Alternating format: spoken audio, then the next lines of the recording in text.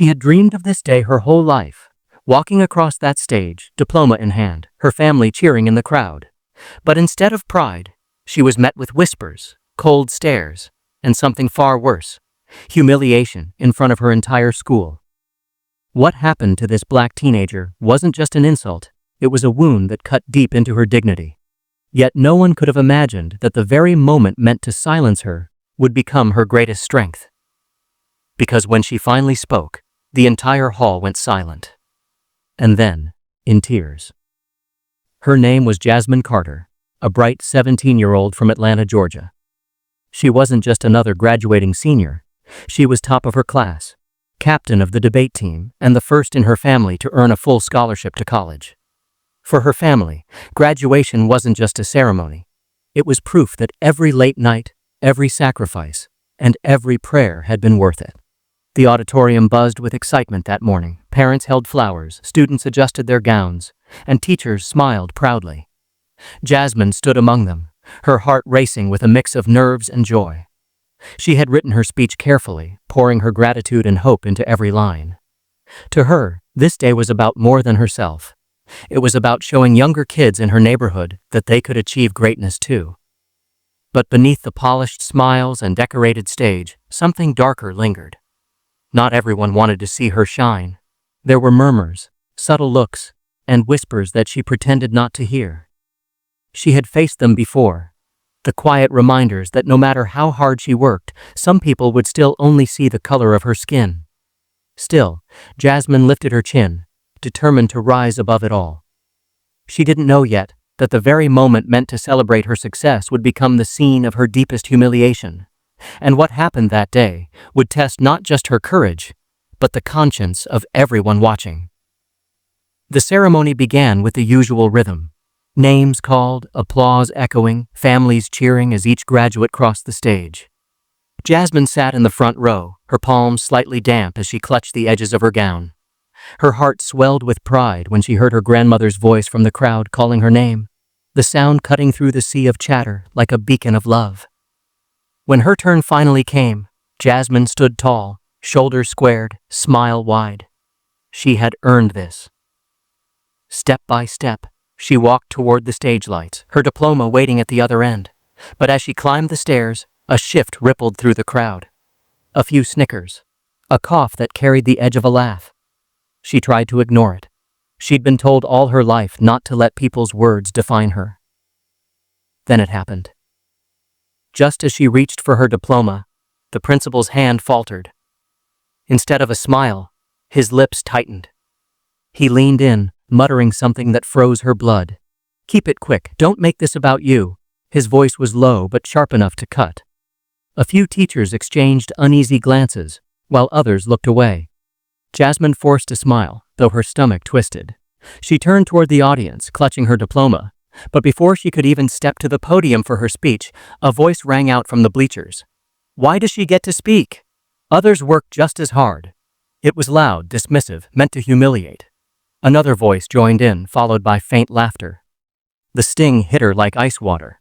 For years she had fought stereotypes and assumptions, always proving herself through grades, awards, and relentless work. And now, in the moment that should have celebrated her perseverance, they tried to strip it away in front of everyone she loved. Her classmates shifted uneasily. Some clapped harder, trying to drown out the negativity, but the damage had already been done.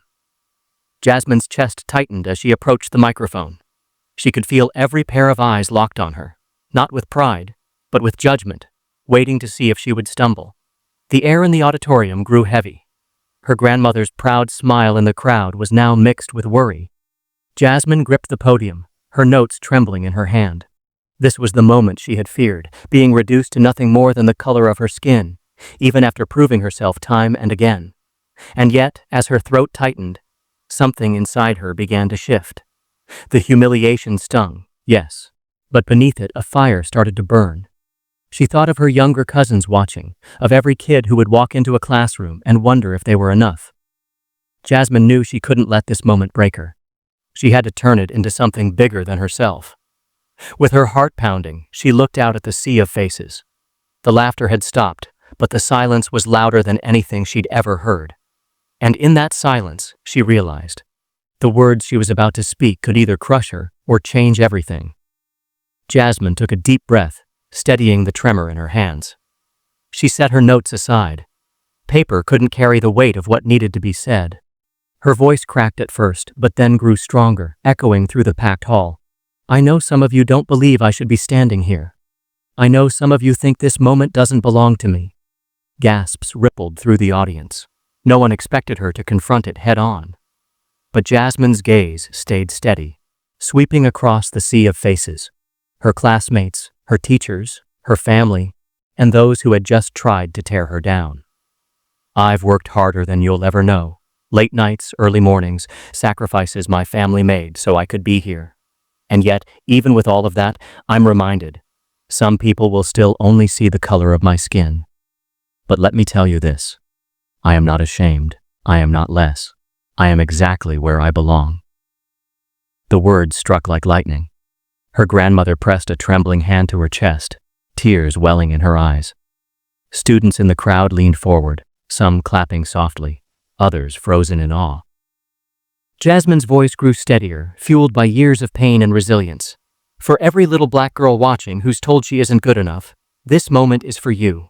For every young man judged before he even speaks, this is for you. Today is proof that we belong in these spaces, no matter who tries to silence us. Silence gripped the hall. Then, suddenly it broke. A wave of applause rose from the back rows, spreading forward like fire catching wind. Students stood, families clapped through tears, and even teachers who had looked away before now wiped their eyes. Jasmine stood tall at the podium, her heart pounding. The very humiliation meant to break her had transformed into the most powerful speech the school had ever heard. She had taken their attempt to diminish her and turned it into a moment no one could forget. When Jasmine stepped down from the podium, the sound of applause still thundered through the auditorium. Some students rushed forward to hug her, others simply stood in stunned silence. The same people who had doubted her now found themselves moved, unable to deny the truth of her words. Her grandmother's tear-streaked face shone with pride, her hands clapping harder than anyone else's. For Jasmine, that alone was enough. But what she didn't realize in that moment was how far her speech would travel. Within hours, a recording of it spread online, shared by classmates, parents, and eventually strangers across the country. What began as humiliation at her own graduation became a spark for something much bigger. Messages poured in. Young students wrote about feeling seen for the first time. Parents said her courage gave them hope for their children's future. Even teachers from other schools began showing the video in classrooms, using it as an example of strength in the face of prejudice. For Jasmine, the pain of that day would never fully disappear, but she refused to let it define her as a victim. Instead, she turned it into proof that one voice, spoken with honesty and courage, can shake an entire room and maybe even a society.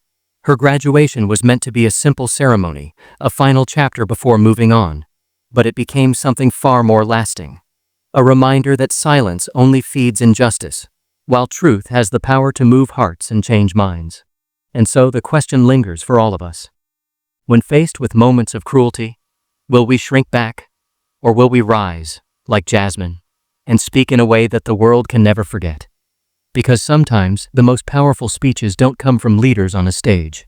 They come from a young girl in a cap and gown, refusing to be silenced. And maybe that's what Jasmine's story is really about.